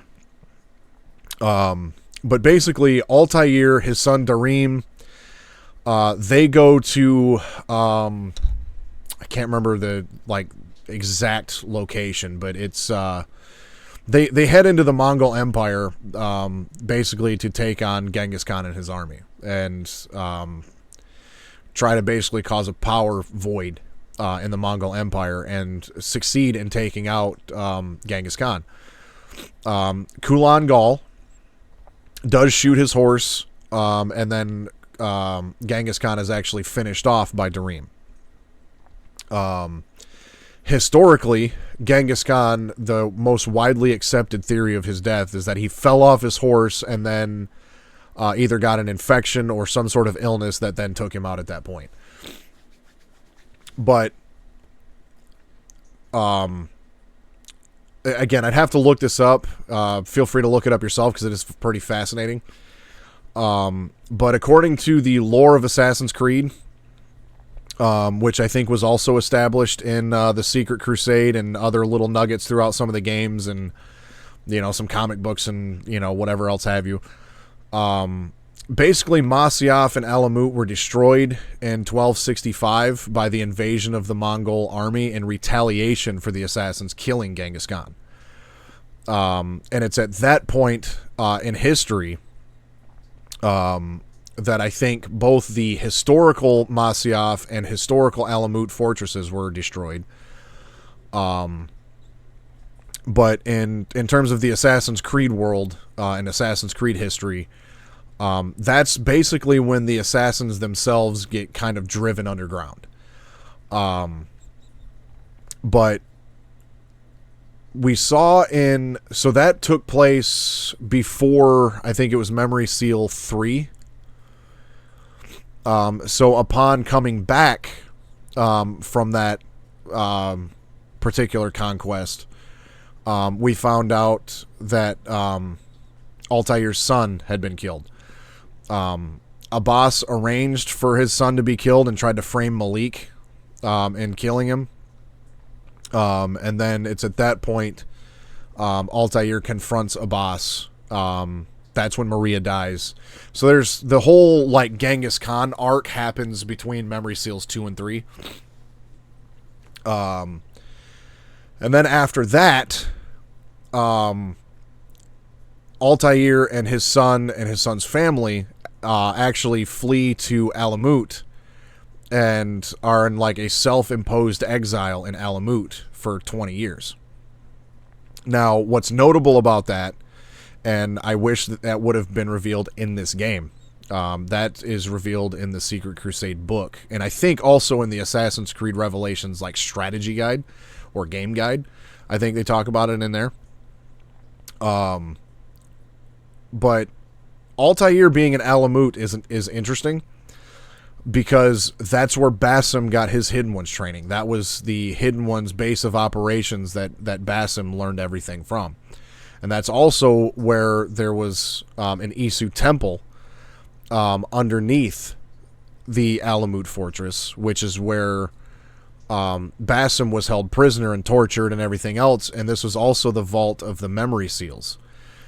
Altair got the Memory Seals that we saw in this game from the temple in Alamut that we see in Assassin's Creed Mirage. So they kind of took that little known detail from Altair's story and kind of put that in Basim's story.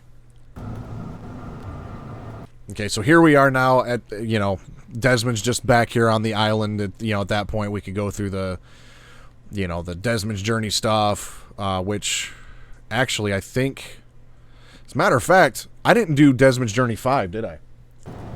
At the beginning of the stream, I said I was going to do the DLC and then Desmond's Journey 5, and I completely forgot to do Desmond's Journey 5. So let's go do that.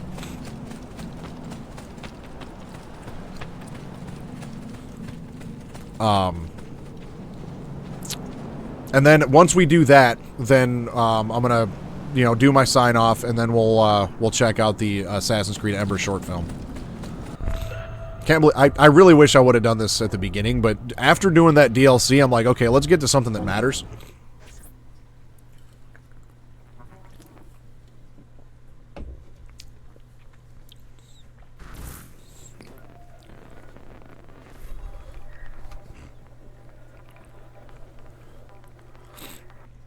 Memory sequence archived.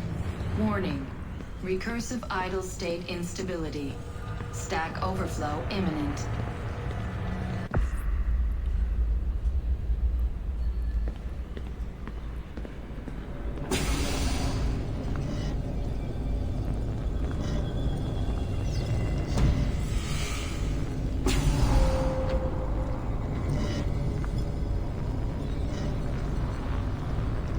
Oh. Okay. After 9 years of being away, my old bitterness was back. I was tired again. I didn't want to admit that moving forward might mean taking a step back. But the shine of the city had faded. The freedom I felt was hollow without old friends. Sweet. Without family. And then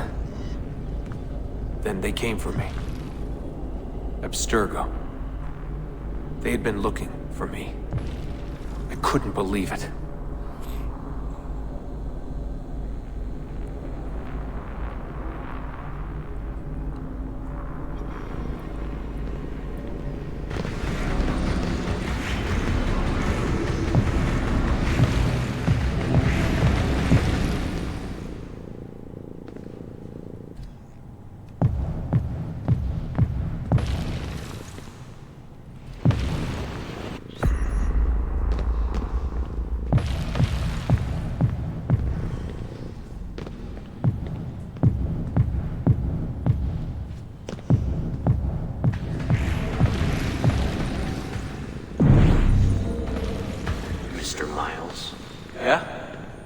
spent half my life trying to forget everything my parents taught me.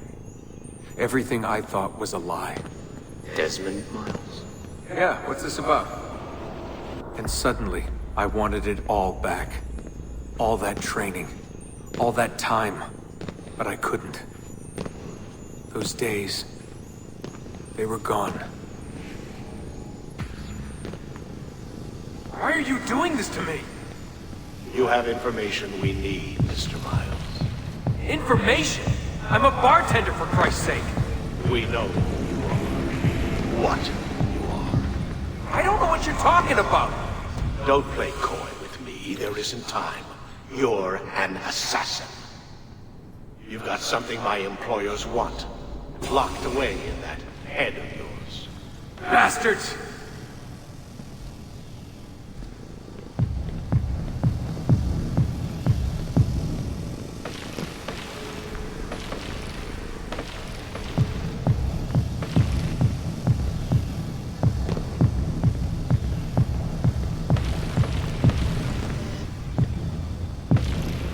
Whoops.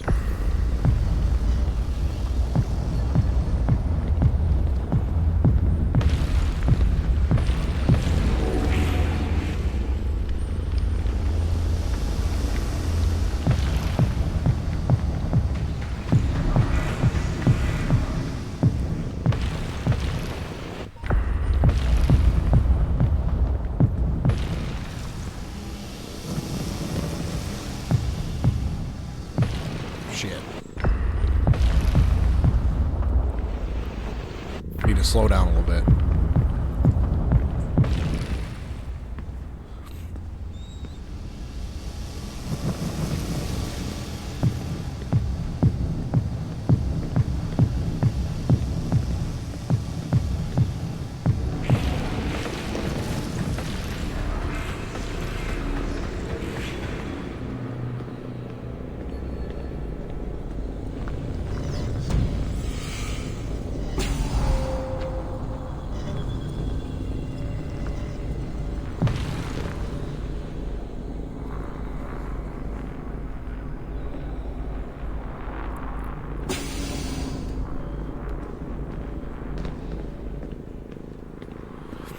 Yeah, we saw in Memory Sequence 4 that Niccolo and Maffeo Polo,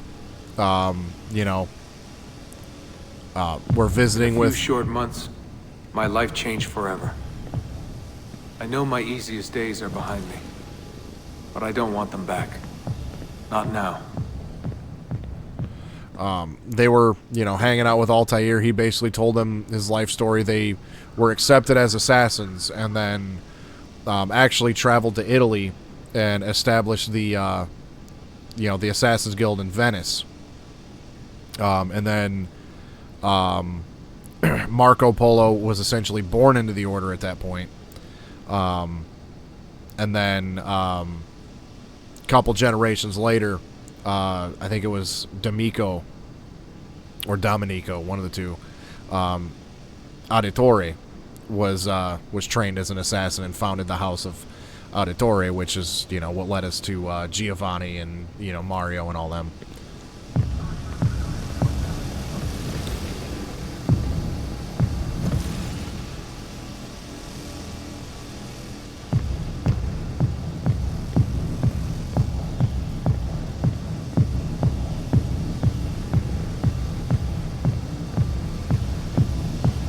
So if it wasn't for Marco Polo, we never would have had Ezio.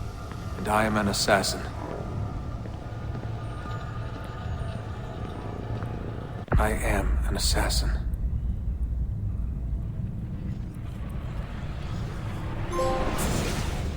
Well, that didn't really give us a whole lot either.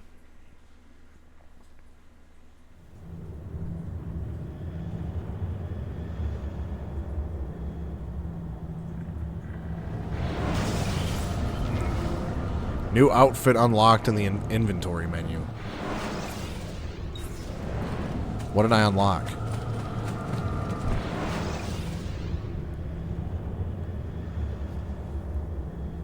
I gotta see what I unlocked, and then I'm gonna call this a night. It's gonna be a short stream. But that's okay. There was plenty of boring credits to talk through.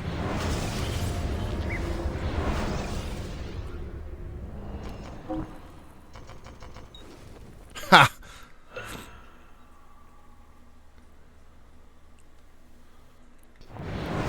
So I can actually run around now in Constantinople with the Desmond look from Assassin's Creed Brotherhood. That's actually kind of funny.